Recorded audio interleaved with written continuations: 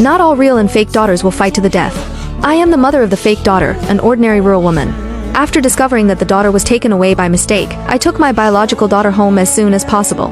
I don't want this accidental exchange to ruin the lives of 2 girls. I want to tell my daughter we are her relatives and can give her a lot of love. Qingqing likes to read novels, especially those about real and fake daughters. I have heard her talk with her classmates many times. It would be great if I was also taken away by mistake. In fact, I was originally a daughter of a rich family. I frowned, but didn't say anything. We are just an ordinary rural family. It is normal for children to love fantasy. But I didn't expect that this would really happen to me. Qingqing turned out to be the biological daughter of a real estate boss. A row of luxury cars parked in this small village, and Qingqing was so surprised that she almost fainted. Really? Am I really the eldest daughter of the Zhang family? She repeatedly asked the secretary, looked at the paternity test again and couldn't wait to know everything about her biological parents.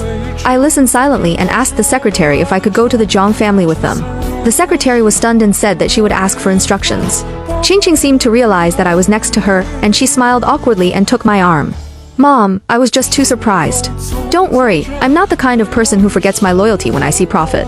I will remember the good things you and Dad have done to me. The joy that she couldn't hide in the corners of her eyes and eyebrows, how could I not see it after raising her for 15 years? I patted her hand and turned to go into the house to pack a bag of things. Gradually driving into the prosperous city, Qingqing kept leaning on the car window and exclaimed, I also brought her to the city, and she has seen everything, but seeing and owning are 2 different things. The Zhang family's villa is very large, with a garden and a swimming pool. Qingqing picked the most beautiful rose and skipped to see Madame Zhang. Perhaps it was because of the mother-daughter bond, I noticed the pale girl on the stairs at first sight. Another protagonist of the true and false daughter, the false daughter Zhang Yaji. She bit her lip and looked at Madame Zhang and Qingqing hugging each other with red eyes. I saw the unwillingness and grievance in her eyes.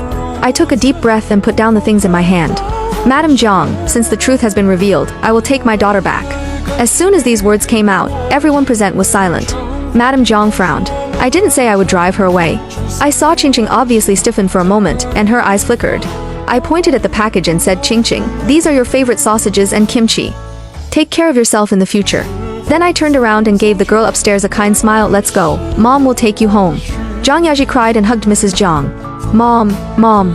She cried and kept calling Mom. Mrs. Zhang said to me, our family is fully capable of raising another daughter, and it doesn't matter if she stays.